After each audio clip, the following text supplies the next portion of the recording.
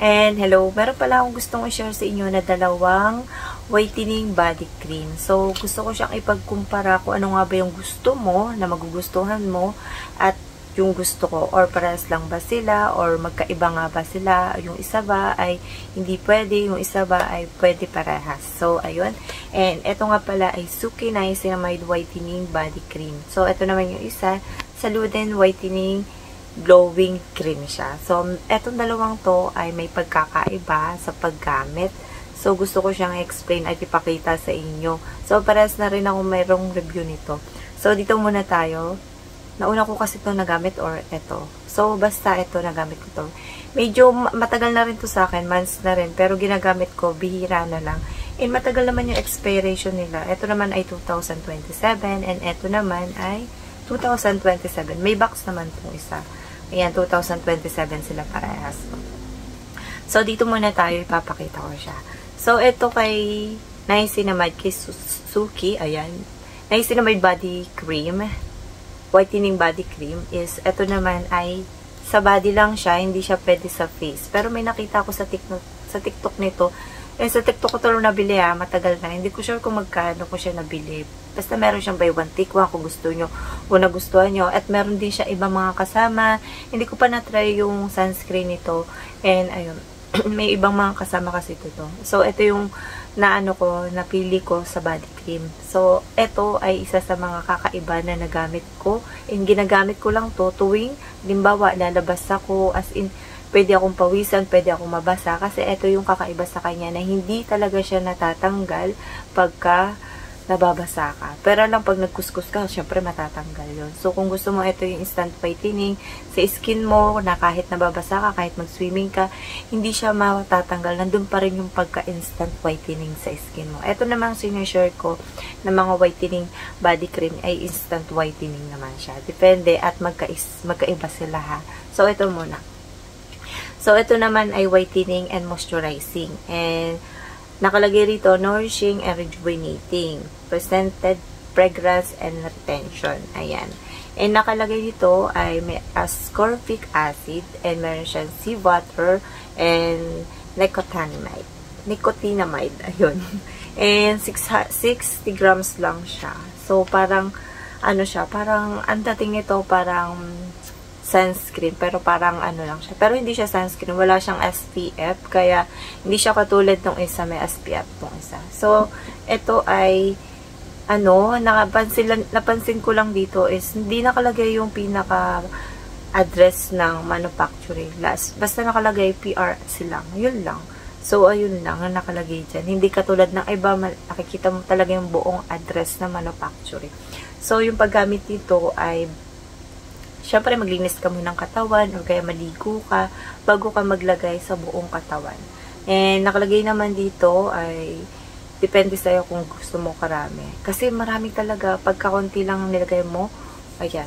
Sa morena, medyo maputi ito tignan. Kaya para sa akin, hindi siya magandang tignan sa sobrang morena.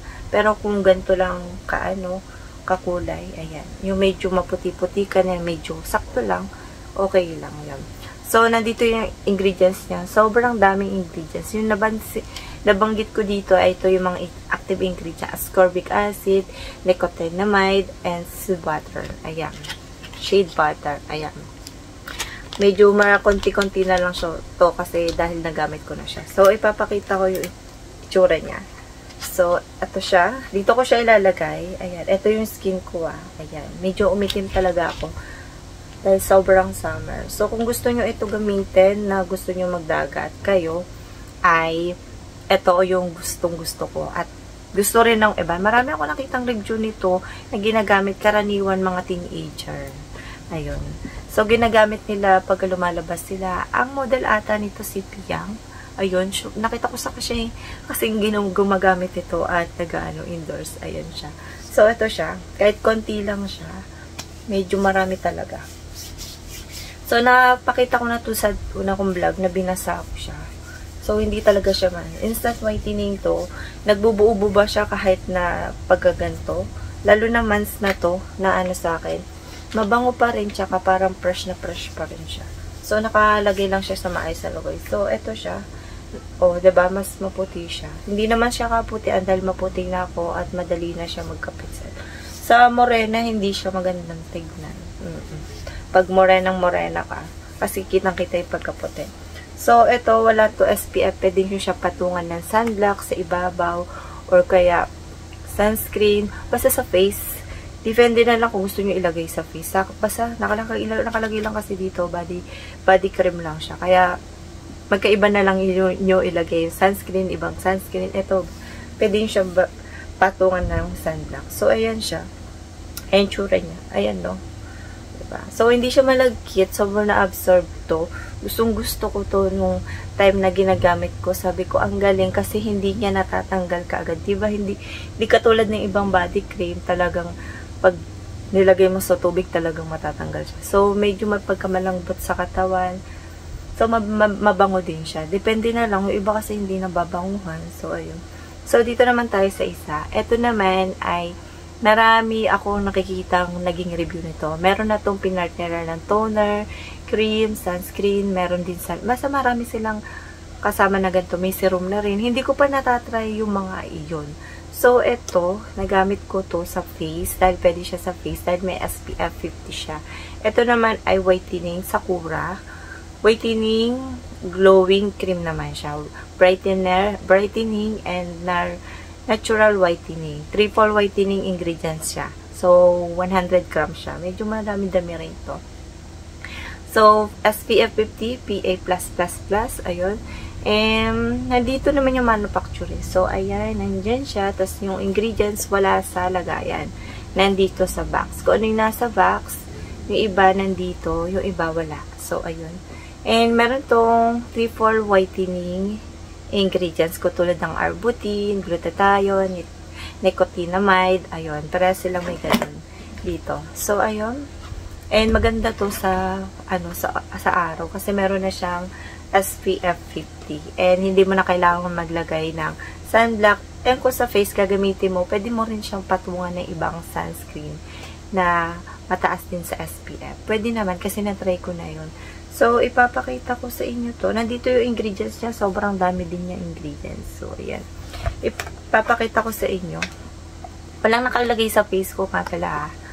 So, ayan. Dito muna tayo. Ito yung tsura niya. Tapos may takap siya.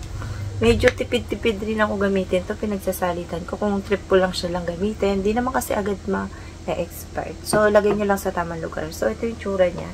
Magkasindami lang yung kanina. So, paglagay nito ay sobrang ito ay madali ma-absorb sa skin. Hindi katulad ng ito. Ayan. Ito naman ay hindi masyado maputi sa skin. Pero pagka binasa mo, makikita mo yung skin mo, tunay mong skin, natural skin dahil nga natatanggal din siya pag binasa. So, ayan. Halos parehas lang ng konting nilamang lang. Pero mas maputi itong isa. Ayan siya.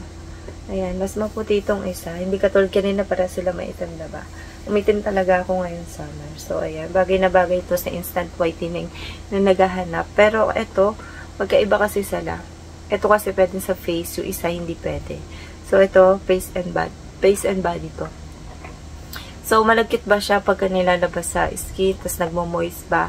Halos para silang medyo lang ha, medyo lang, para sa akin medyo lang.